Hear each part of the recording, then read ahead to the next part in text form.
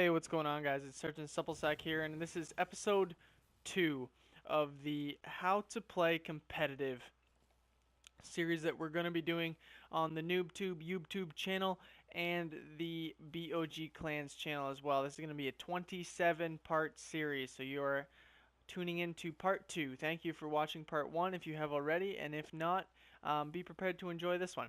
So what we're going to be doing off the bat is, before we get into each game mode, I want to go over each map and the class setups you should have on that game mode for that map. Now, it's going to be very detailed and it's going to be very informative, and these are not going to be your classic public setups. These are going to be competitive only. You use these in arena, you use these in GBs, UMGs. They're all going to be legal. These are my opinion, so you can change some things up. It's not set in stone, but just from what I've played, from what I've seen and done and heard, this is what I would suggest you use. First things first is the specialist. The specialists you are not allowed to use are as follows. You cannot use Rejack or Hive when you're playing GBs or UMGs, but you can in CWL and Arena. You cannot use Combat Focus in GBs and UMGs. You cannot use Vision Pulse in GBs and UMGs. And I think that is it. Actually, no, sorry. You can use Vision Pulse for HardPoint. You cannot use it in Search and Destroy. My bad.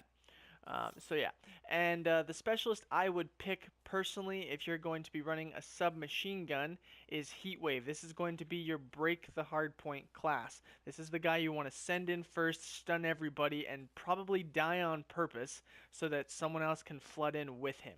The person you want to flood in with him, because you never break a hardpoint just one person at a time. That is stupid. Everyone in there is going to have trophy systems set up. They're going to be sitting in corners watching doorways. There might be two of them watching doorways.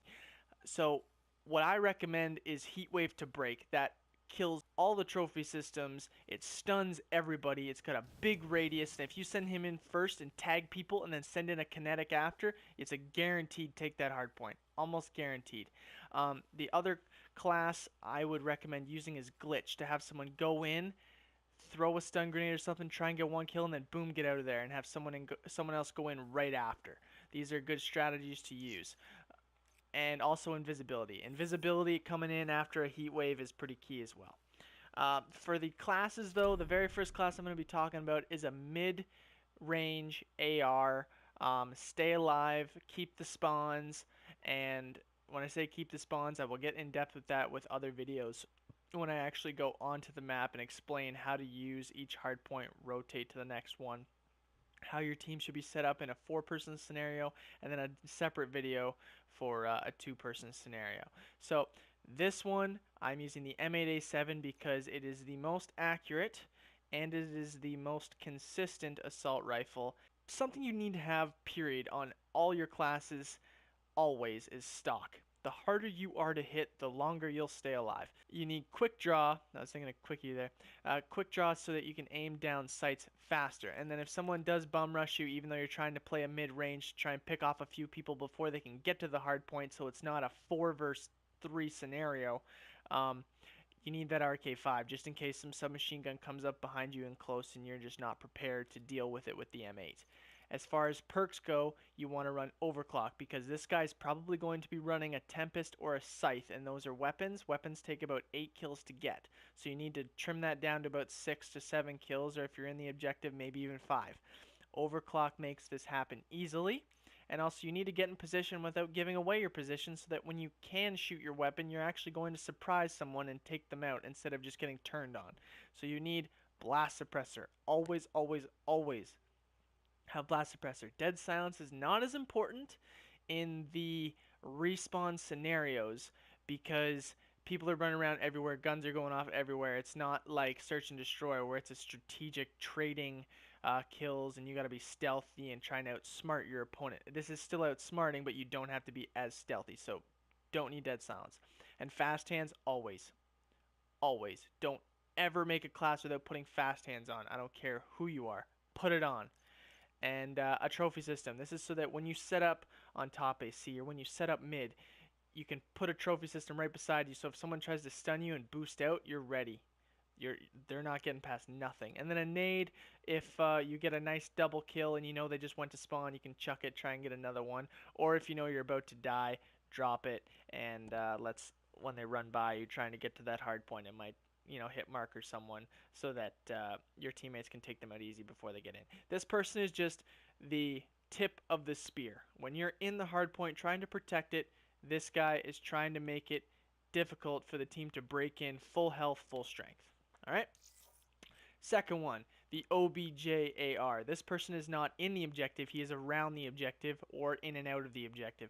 His job is to weaken the enemy a little bit more before they get to the objective, and if the guys inside die, he's there to take their place before they can get back. This, I prefer the Man of War because it's better mid to short range. The M8's not too good short range. It can get beat quite easily, and it's hard to tag a burst on someone and get all 4 bullets to connect when they're moving around all quick and whatnot. So this one's better to aim in and out and keep that stream on the person. For the attachments, stock, again, must. Grip, must. Quick draw, must. You gotta be quick, you gotta be accurate, and you gotta be fast. All these things make that happen. You don't need a sight. Please get used to using the Man of War without a sight. You don't need it. It's a very good iron sight once you get used to it. Trophies are going right outside each door, whatever one you're posting up at, trying to lock down that hard point and make it hard for them to stun your teammates. You also want flap jackets so that if the trophies are gone, you still have something to protect you with for the nades, and the blast suppressor so you can get in position sneakily, and the fast hands. Always, always, always. Can't stress that enough. The OBJ breaking. This is the one you want to go in with that fire break. This is the one you want to rush in, stun them. That's why we got tack mask and flap jacket, so that when you go in, nothing is slowing you down and you can take out at least one person. This person is going to have probably the most deaths on the team, without a doubt, but he's going to have the most time in the hard point, and he's going to have the most kills. But someone's got to have a bad KD to play the OBJ and win the game for you. This one, as well as the one below, are going to do that. These two guys are more concerned on slaying and weakening the team so that it's easier for the other two to deal with them in the hard point. For the VMP, have to have grip. It's nice and accurate, and stocks, you're fast as hell. You're very hard to hit if you're bobbing and weaving with the VMP and stock. Now, VMP inside the hard point as well. This one is kind of a stay in the hard point at all costs. You want to try and hide and lie down in the hard point, be very sneaky, and just get as much time as possible. That's why you want quick draw, so that if anyone does come in and surprise you, you're just ready to melt them. You also have thermite, so that if your buddy does get taken out with the other sub, you can pop it on one door and just focus on another one until someone can come in, like that Man of War. And you also want trophy systems, because you can't ever have enough trophy systems to protect yourself. Excuse me. Now, flap jacket is also pretty key. You don't want grenades coming in, even if they get past your 27,000 trophy systems. Flap jacket and tack mask are there just as your saving grace, and fast hands always. Last one. Up to you. Make up your own. These are the ones I would use because I'm not a sniper. I don't know how to snipe. I can't give you guys any tips and tricks on sniping. For that, you got to check out my boy Maxed Out. I'll put his name on the screen. Check out his channel. He's got feeds and clips and shit and how to play competitive with the sniper and everything like that. I hope you guys have enjoyed this. Last little tip and trick. When you are playing competitive in custom game, put your freaking camo on the guy you pick, close to what you're playing on the map. I swear to God this will save your life more than once. I promise. Alright guys, thanks for watching. I hope you've enjoyed this setup video for competitive classes on Breach HardPoint, video number 2 of 27. Thank you for tuning in, and have yourself a fantastic Tuesday. This has been Sergeant Supplesack on NoobTube YouTube. And don't forget to keep on gaming, you sexy sons of